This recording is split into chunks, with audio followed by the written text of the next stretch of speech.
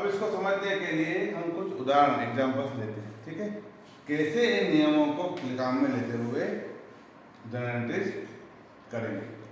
तो शुरुआत में हम अभी जर्नल एंट्री नहीं करके अभी हम करेंगे रफ वर्क। हमारा उद्देश्य क्या है, किसी भी खाते में किसी भी सौदे में कौन सा खाता डेबिट हो रहा है, कौन सा खाता क्रेडिट हो रहा है, इन नियमों की सहायता से हम कैसे उसको सर्च करें, कैसे ढूंढें। देखो एक मैं एग्जाम्पल यहाँ पे लिखता हूँ, 1/1/2017 नकद माल खरीदा 1000। क्या सौदा है, नकद माल खरीदा, परचेज गुड फॉर कैश, नकद माल खरीदा।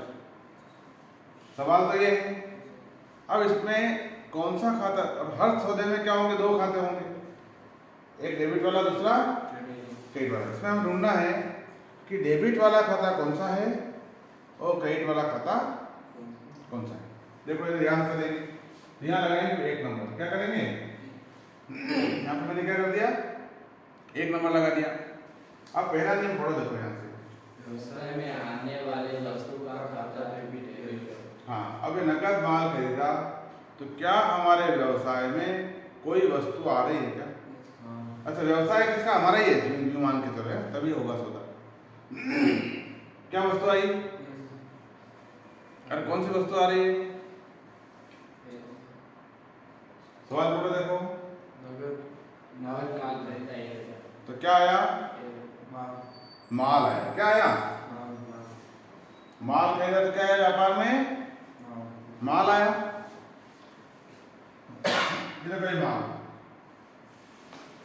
अब इसको लिखें कैसे, इसको लिखने के लिए कितने नाम हैं, 4 नाम हैं। इन 4 में से यहाँ पे कौन सा नाम काम में लेंगे, परचेज। क्यों, क्योंकि माल को हम क्या किया है, खरीदा है बोलेंगे ना, यहाँ आ जाएगा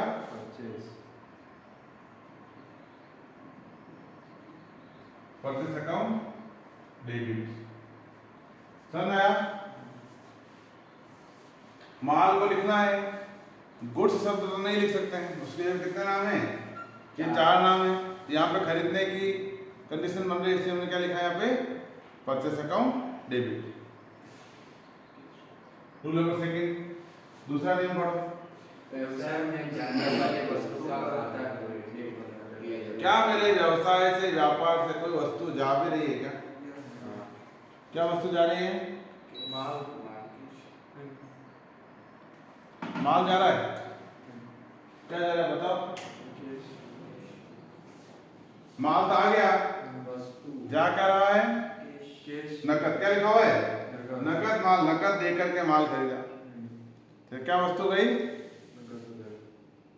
कैश, नकद गया। अब नकद वस्तु होता है कि नहीं होता है,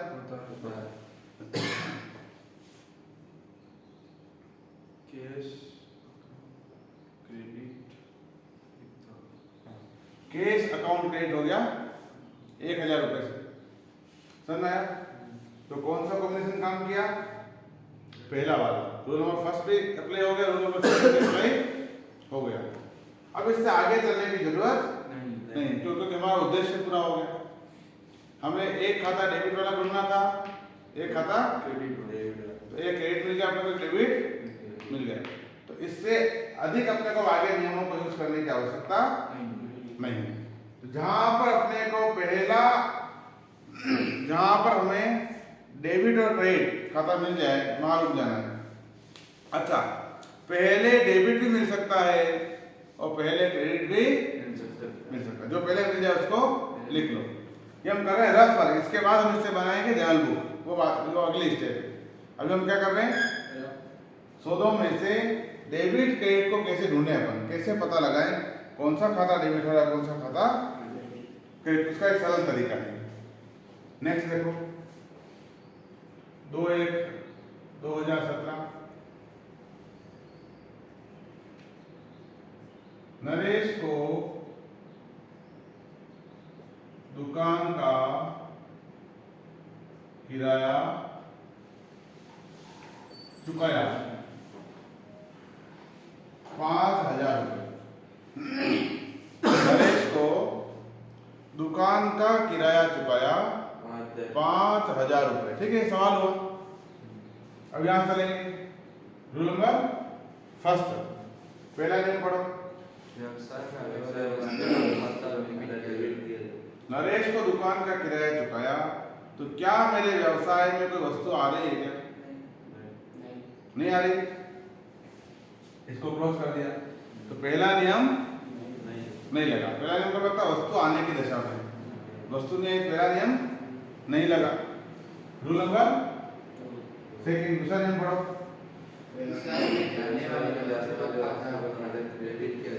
कोई वस्तु मेरे व्यवसाय में से जा रही है क्या? क्या वस्तु जा रही है? माल देश में कहीं लिखा हुआ है नहीं, केस जा रहा है। अब यहाँ पे मेरे दिमाग में दो बातें आएंगी। या तो माइंड में आएगा किराया जा रहा है, या माइंड में आएगा केस जा रहा है ना? तो मैंने बताया था आपको, पहले और दूसरे नियम से उसी को लिखना है जो वस्तु है। अब किराए में से और केस में से वस्तु कौन सी है? किराया वस्तु है कि केस वस्तु है? केस वस्तु। क्योंकि केस को हम क्या कर सकते हैं? देख सकते हैं, छू सकते हैं, मूल्य वो वस्तु। लेकिन किराया वस्तु नहीं, वो नाम मात्र का। कौन सा है? तो पहले और दूसरे नियम से जिसको भी लिखना है वो क्या होना चाहिए? वस्तुगत खाता होना चाहिए, वस्तु होनी चाहिए। यहाँ पे क्या आ जाएगा? Case credit 5,000। Case account credit 5,000। ठीक है, तो पहले डेबिट भी मिल सकता है, पहले क्रेडिट भी मिल सकता है। अब देखो क्या हुआ? पहला नियम नहीं लगा, दूसरा नियम लगा। दूसरे के साथ कौन कौन सा लग सकता है? देखो यहाँ पे इन सभी नियमों में अपने को नहीं उलझना है, पहले ही कॉम्बिनेशन बना चुके हैं हम। और जब यहाँ से दूसरा नियम लगा, दूसरे के साथ कौन कौन सा लग सकता है? या तो तीसरा या पांचवा। तो 3 नंबर पे आ जाओ, पढ़ो दूसरा नियम।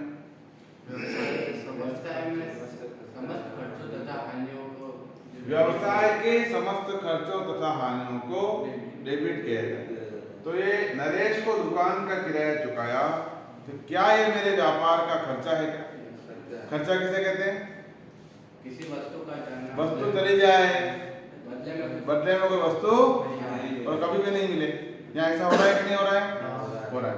तो यहाँ पे क्या है? ये खर्चा है।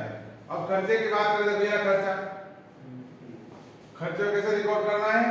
नेम ऑफ एक्सपेंसेस, खर्चे का नाम। यहाँ पे खर्चे का क्या नाम है? खर्चे का नाम क्या है? किस नाम का खर्चा हुआ है? रेंट। क्या है? कौन है? किराया।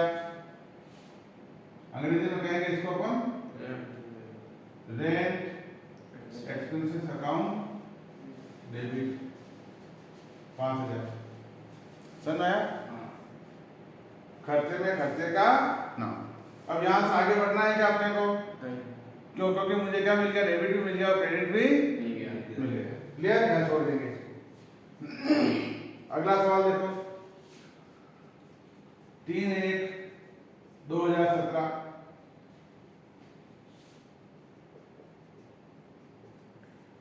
राकेश को उधार माल बेचा 10,000। राकेश को उधार माल बेचा, ये सवाल बना। कैसे सॉल्व करना है? वही रूल नंबर फर्स्ट, पहला नियम पढ़ो। क्या मेरे व्यवसाय में कोई वस्तु आ रही है क्या? नहीं आ रही है ना, क्योंकि उधार बेचा, वो वस्तु नहीं आ रही। दूसरा नियम पढ़ो। व्यवसाय से जाने वाली वस्तु का खाता डेबिट किया जाता है।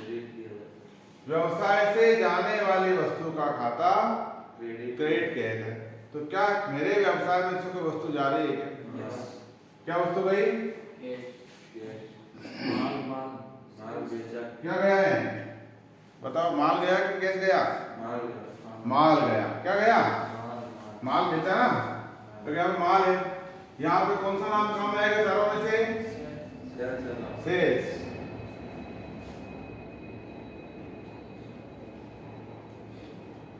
सेल्स अकाउंट क्रेडिट, दूसरा दिन क्रेडिट का है ना, ये क्रेडिट पे ले आ गया।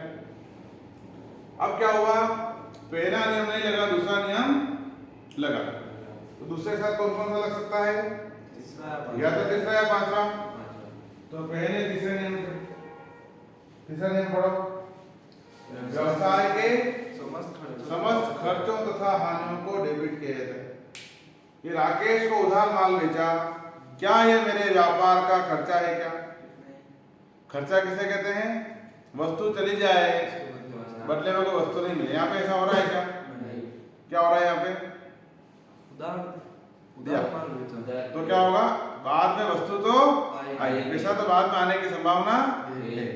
कभी भी नहीं मिले तो खर्चा, यहाँ पे क्या माल जा रहा है तो पैसा तो अभी नहीं आया कोई बात नहीं, लेकिन बाद में तो आएगा, तो ये मेरा खर्चा नहीं है। खर्चा कब मानता हूं मैं, वस्तु चली जाए, कोई वस्तु कभी मिले ही नहीं तो खर्चा मानते हैं। पांचवा नियम, व्यवसाय से कोई वस्तु पाने वाले व्यक्ति का खाता डेबिट किया जाता है, क्रेडिट सॉरी डेबिट। व्यवसाय से कोई वस्तु पाने वाले व्यक्ति का खाता डेबिट किया जाता है। तो ये जो माल गया किसी व्यक्ति को प्राप्त हुआ क्या? किसको हुआ? व्यक्ति को। किस व्यक्ति को? राकेश को। यहाँ पे क्या लिखेंगे, व्यक्ति की बात हम करें, पर्सन के कैसे लिखते हैं, नेम ऑफ पर्सन या फर्म। अब व्यक्ति का नाम आया